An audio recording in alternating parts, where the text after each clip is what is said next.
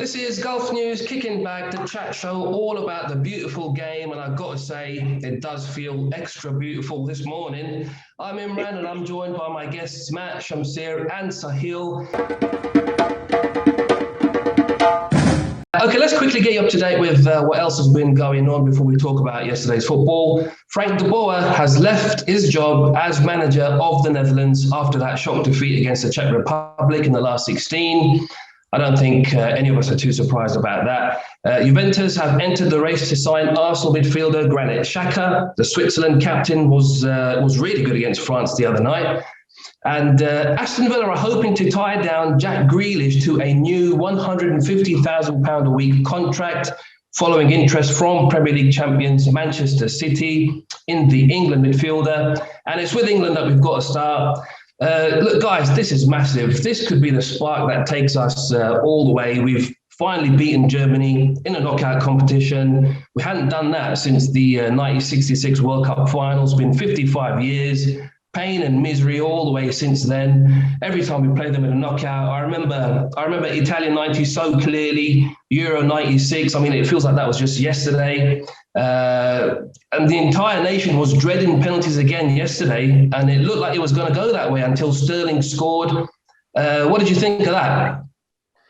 It was great. It was great for England. It was a great game. I'm loving the way that you're keeping your superstition is crept in now. You're not touching your England shirt. Everything's staying the same way now. Is it Shamsir? I was saying earlier there. That's it. He's not going to wash his socks for the next 10 days now. Like I say, we see this 2-year cycle with England. The pessimism before the tournament from the fans creeps into slight optimism, becomes euphoria, and then comes the fall. But this year round, it does seem to be different. That draw, as we foresaw, that draw is opened up for them now. They've got Ukraine next, then possibly Czech Republic or Denmark in the semis. That's a team of England's quality. They've got to be looking at final now. Sterling, the one-man goal machine that he's been for England, again stepped up while Harry Kane was posted missing for the 4th game. And then he finally got the monkey off his back with a late stooped header. And you can see the delight in his face, almost as big as the delight and relief among the fans at Wembley, because that they knew. I mean, you can see in the crowd that most of the people there weren't born the last time England beat Germany in a tournament like this, if not all of them. And they know what this means now, because they know, anybody that knows a slight little bit about football knows that England have got the best run now. Should they not do their classic slipping up that they're very good at. With the semis and the final at Wembley and that crowd backing them, you've got to fancy their chances now. Congrats, Imran. First, let's start with that. And that's a huge morale-boosting win, man, against the mighty Germans. Though we know that the Germans are not like the previous ones. They were pretty bang average especially to this tournament. Nobody gave them a chance to win the whole thing. But with their performance against Portugal, we all thought that, okay, they are different now. But that wasn't the case. The frailties were shown. Even yesterday, the kind of chances they were missing, it was on the platter for a couple of players, especially the Timo Werner. The first half, the chance was absolutely on a platter, and then the Muller chance. But you have to give credit to England. They came up with a plan and they executed well. But still, I don't understand why Grealish is not starting, because he was the game changer again yesterday. He should be starting that for England, every game, because he has got that little magic in him. But and Declan Rice was really lucky not to get a red card in the first half. That was a touch and go moment. But he went right through the back of him. Yeah. But it's just because Kyle Walker had caught up, so he wasn't the last man. I think the referee saw that, but you're right, Shamsir. He could have, had he gone then, oh my gosh, it would have been a completely different game. But still, I don't think German would have scored, because they were creating chances, but they were not scoring. But yeah, not many chances, were very clear-cut chances. But Pickford was up up for the game. It's I don't know. It's a completely different story when Pickford come with the national team. We see this guy week in week out in Everton making a lot of mistakes, but when he wears that England shirt, he's a different player, and he looks world class at times. But we all know how he is actually. But yeah, credit to the boy, because it was brilliant. Maguire was brilliant at the back. It was incredible. Then Declan Rice had a good game after that, especially after that yellow card, because he controlled the Cruise's progress in the midfield. Overall, a great game for England, but for Germany, they should have actually let Joachim Low go like 4 or 5 years ago, man, because he had shown signs. Now the rebuild task for Hans Flick will be even more a difficult one, with only just 1 year to go for the World Cup. But I still think Germans will come back. But it's a great morale boosting win for England. Definitely. I'm super happy. Again, Mr. Gareth Southgate starts his favorites 11, 5 at the back, 2 defensive midfielders, and I'm like, it's the safest lineup. But in the end, there's just a smile on my face, because again, this was the hurdle. Now they have games which they should win comfortably, either whatever it be, Ukraine, Denmark, Czech Republic. And as Shamshir said, I wanted to mention a point, like Jordan Pickford has been England's unsung hero. He mentioned when he puts that Everton shirt on, he's absolutely terrible. But when he puts the England shirt on, there's something else. He's fantastic for England in goal. And, I got to give a lot of credit to him. Important save on both Havertz and Werner. Very important saves. There were no easy saves. But one guy we've not mentioned is Luke Shaw. How about that ball to Raheem Sterling and winning the ball to give it to Jack Grealish and Grealish to Kane? So, he was also one of England's best players there. And now we can see why Harry Maguire is also one of the most important players in the England squad. Everyone criticizes him for some reason, but in the end, we all know he's England's most important player. So yeah, they just had to get over the line, and I'm sure you all must be wondering how Thomas Muller missed that chance. Honestly, man, when he went through on goal, 1-on-1, just keeps the beat. 9 times out of 10 he scores.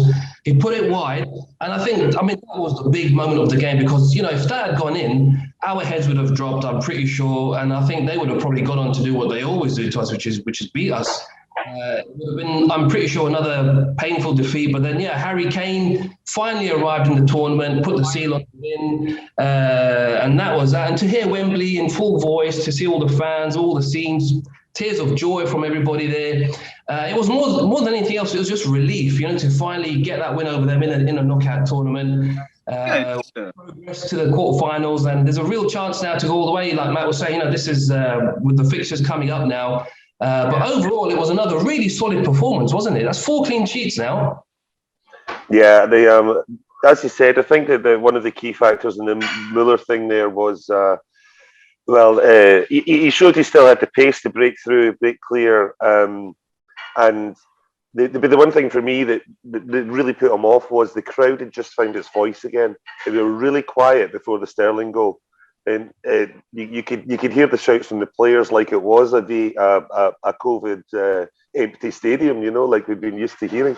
The fans had really got down, and then they were starting to get on Southgate's case a little bit, because there was no Grealish coming on, there was nothing happening. But you hadn't turned to the bench like most people do in 60 minutes, and you had 5 subs, and he was still, like that game against Scotland, he just hadn't been using his players. And then he, the Wembley crowd got their voice back after the goal, and they were just, they really, I think that's what put Muller off. But the key, now that they've got a fully fit Maguire, they really are looking really solid at the back now. They've got 4 clean sheets, which no one else has in the tournament. They've managed to really get that confidence. They've had a great slow-burning tournament as well, 1-0 wins here and there. But now they know that they impressed in the last game, and they also put it onto the, actually getting a 2-0 win over Germany. It shows that they're actually finding their eye for goal. They're getting everything in the right places. Now that we get to the business end of the tournament, And yeah, but the one thing that Southgate has to do is he's got to get Grealish on for the start, so you don't get into these nervy situations. Because against the likes of Ukraine, he could put the game to bed in the first 20 minutes, and then they can relax, they can play their French players a bit more, give the main men a bit more of a rest, and focus on getting all the way. Just get more business, like get the job done, and just keep your focus on everything that has to be done the right way in order to win a tournament that they've never won before in their history. Yeah. I think, mate, you mentioned Southgate there. He does deserve a lot of credit. I've said before that the weakest link in this England team isn't any of the players, it's the manager. I've often questioned a lot of things that he's done, the team sheets, tactics and everything. And when I saw it last night, I was genuinely worried. I thought, no, this is not going to work out. But he got it spot on. And sticking with Kane worked out. He finally came good, even though he had another average game. But it was the boost that he needed. So we might now begin to see the player that we see every week in the Premier League. But just back on Southgate, he missed that penalty in Euro 96. It was a vital one when England lost against Germany. And now to mastermind that win against them at Wembley, he'll be feeling so much better now, won't he? It's the biggest win in his managerial career so far. He deserves a lot of credit. Yeah, it will do a world of good for the manager. It's like the monkey off the back for him, for the whole nation. It was a tense game, but like what you mentioned, yeah, we have to give credit to Southgate because the team that he put on, they won it. But I still think he should start Grealish up front, man. He makes that difference to that team. Like Sahil mentioned, Luke Shaw was brilliant in the second half, but he came to life when Grealish came onto the pitch. Because Grealish allows that the left back to run behind and all these things. So he has that little magic. So if Southgate doesn't pick Grealish for the next game, then I will be really, really worried. But yeah, now they have got a golden road to the final. If they don't reach there, they'll have only themselves to blame. But that's the most England thing to do, to go and lose against Ukraine in the next game. Absolutely. Spot on. When, if you guys remember the 2016 Euros against Iceland, I was scratching my head. Now it's Ukraine. I'm not going to write Ukraine off at all. Unfortunately, England choke towards the end. And it's going to be a 50-50. I cannot say like England are favorites. Let's be honest. They are the favorite. You're right, Sahil. I mean, you can't write anyone off right now. But honestly, I think England's becoming experts in just getting the job done. We're not playing expansive football at all. And I can imagine for the neutrals, probably really awful to watch. But as we all know, tournament football is not about playing pretty football. It's about winning. And they're doing that without even conceding the goal. We mentioned Jordan Pickford. I've been one of his biggest critics. I mean, for Everton, he's made so many mistakes that have cost us games. And aside from the mistakes, he just doesn't look like his focus, his concentration's all over the place. But for England, the last 4 games anyway, he's been probably one of the best. Definitely the man of the match yesterday. He pulled off 2 really good saves, one from Werner. I mean, he probably should have done a bit better with that effort. But then that Kai Havertz volley, that was heading for the roof of the net. He saw it really late. He managed to tip it over. I mean, Pickford's getting all the credit at the moment, and he definitely deserves that, doesn't he? Yeah, I mean, even earlier than that great save is when he came off his line quickly to block in the first half, which showed that he was really on his game early. He was alert. He knew that he's got to do that, and your new boss, Rafa Benitez, will be going, why does he not do this for Everton? That's going to be today, apparently. I like that. That'll be an interesting one on Merseyside, but that's a different story. But yeah, no, Pickford he's been really good. I mean, I've also mentioned Luke Shaw. When that ball came in for Sterling, I was like, oh, that's great from Grealish. That wasn't Grealish. It was like that was Luke Shaw. What on earth is he doing?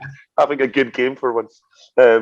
But yeah, no, the strength and depth would have been a concern for England had they been on the other side of the draw, knowing that they would have to be in the top of their game against the likes of Italy, Belgium, or whoever.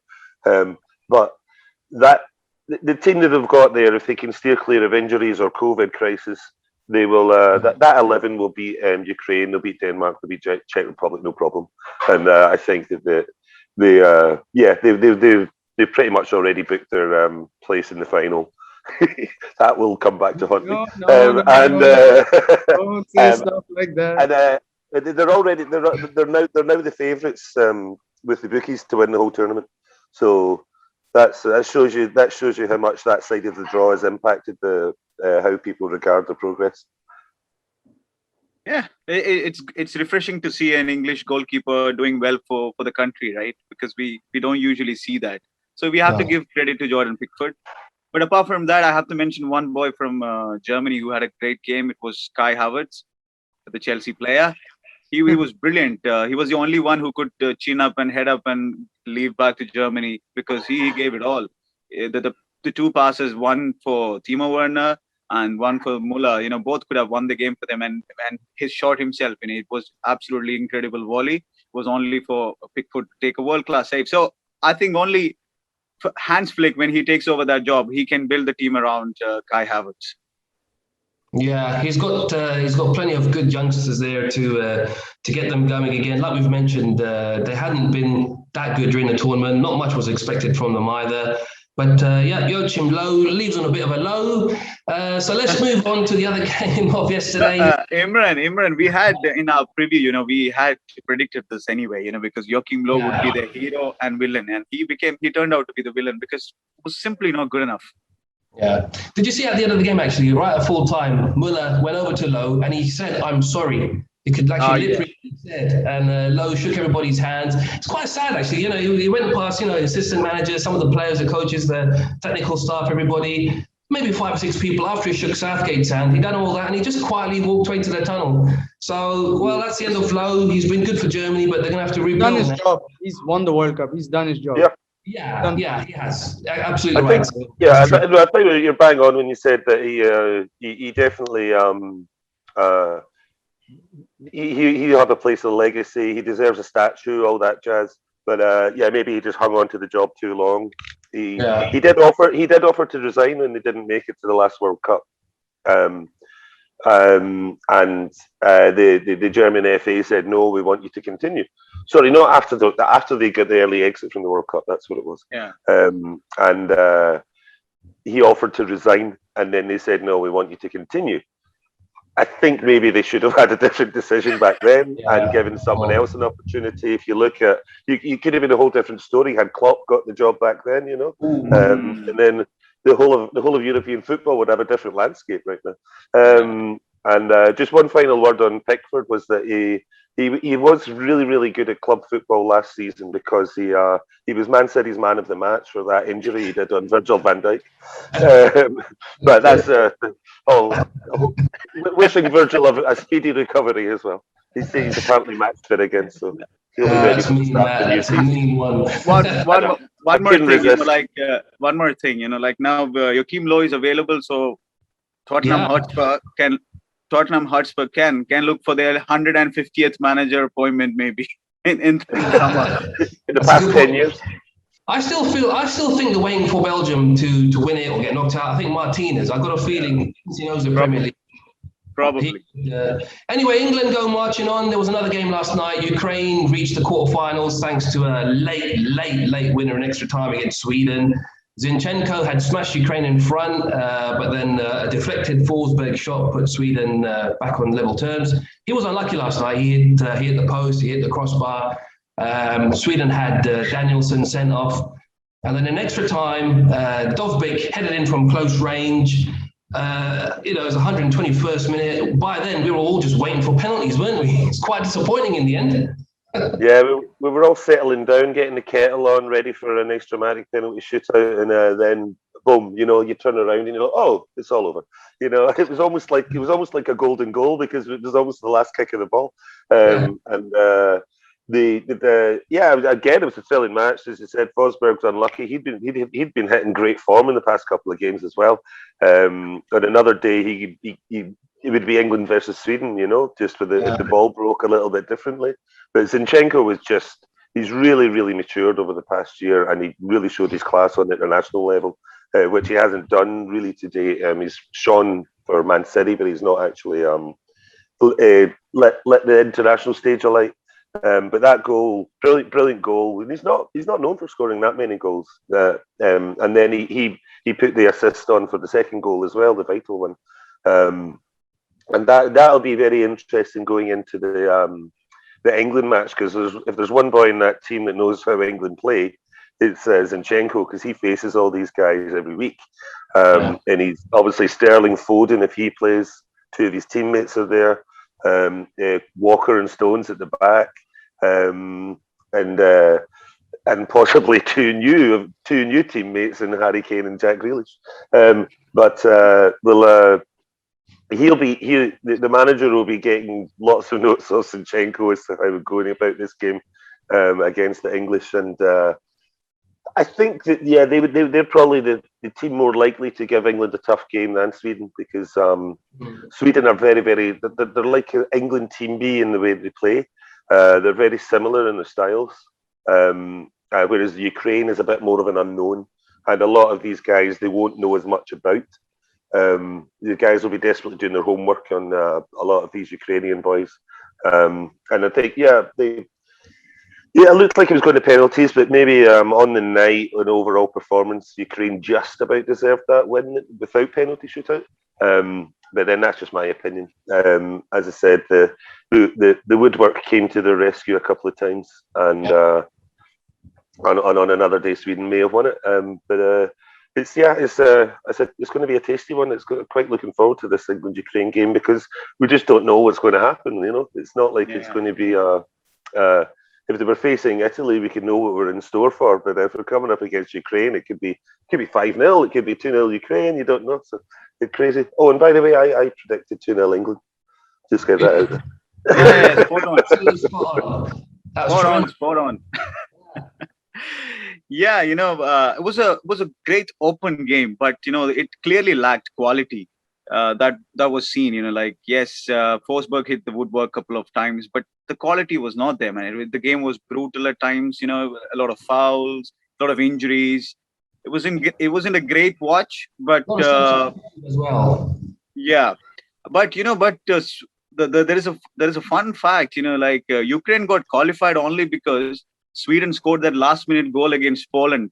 If Spain would have topped that group, Ukraine wouldn't have qualified, and now Ukraine went into the round of 16 and defeated Sweden. It's absolutely incredible. That's the beauty of football, And now Ukraine, like Matty mentioned, Zinchenko had an incredible game. That goal was an absolute pile driver, man. That too on a volley. That was incredible goal to score, and he was instrumental. I like that man. He always plays football with the heart on his sleeve. He's pretty emotional. He's a very passionate footballer. I like the one player I like from Manchester City, actually. So he had a good game, and I'm happy for him. Look at Matty, and but even the pass from the Trivela pass from Yarmolenko for that Zinchenko pile driver was absolutely incredible. But now look at Andrei Shevchenko's record, man. In 2006, he took Ukraine to their first ever quarterfinals in the World Cup, and now, being a manager, he captained that side at that time, and now he's being the manager. He has taken them to the round of to the quarterfinals in the Euro 2020, which is absolutely incredible for the nation. But when you look forward, I think it's become easier for England, because Ukraine, I don't think they possess enough quality to go through. But you never know in football. But you have to give them credit for doing the job. Especially Dobvik. That was his first international goal, and what a time to get it, 121st minute. Unbelievable. The only thing that's probably concerning is this is going to be the first time that England plays away from Wembley. They're going to be playing in Rome in the quarterfinal against Ukraine, and if they get through, then the semi-final and finals back at Wembley. So they'll be playing away without any fans for the first time. That might help Ukraine a little bit. But Sahil, what did you think of the game yesterday? First of all, I think England should be fine. Come on, they're playing in a different stadium only. They should be fine in that particular aspect. But for Sweden, I expected Sweden to beat Ukraine. I thought Sweden had better players in the squad. Either the likes of Kulusevski and Isaacson been in good form the Euros, but Kulusevski, he missed a lot of chances. I felt, his touches were poor in the box. And Isaac, you thought that he'll be the one to influence the game, but it's just Sweden did not turn up, and I felt sorry for Forsberg. The guy hit the bar and Yeah. Forsberg twice, so you got to feel sorry for him. Good shots also. It was an equal game. Ukraine played well. As Man City man Zinchenko, who I'm not a big fan of, he scored a very good goal. And credit to Ukraine and their fighters. They were decent in the group stage. They lost to Netherlands, but now Netherlands are not there, and they're in the quarterfinals. So you got to give credit to them. And let's see now what England do against them. They're going to play very, very deep. Let's be honest here. I have to say one thing. There is this kind of a voodoo happening in the Euro. It seems like whoever scores 4 goals is just getting knocked out. Maybe the voodoo of Ronaldo is there because he's the only one who scored 5 goals. Like Forsberg scored 4, Benzema scored 4, both got knocked out. Now only Patrick Schick is back there. He might get knocked out in the next game without scoring the 5th goal. There is some kind of voodoo happening, man. Don't say that, man. Sterling's on 3. Please Yeah, Raheem's on 3. 3 is fine. 4. When you reach 4, you're getting knocked out. So Sterling scores in the first half against Ukraine, and then England go out. Is that what you're saying? Or Harry Kane gets a hat trick and they lose 4-3. No chance of that happening. All right, Ukraine will meet England in the quarterfinal on Saturday. The other one on Saturday is Denmark against Czech Republic. The other 2 on Friday are Italy against Belgium and Switzerland against Spain. We'll be back to preview them all. In the meantime, head to golfnews.com for all the latest news, and we'll catch you again soon.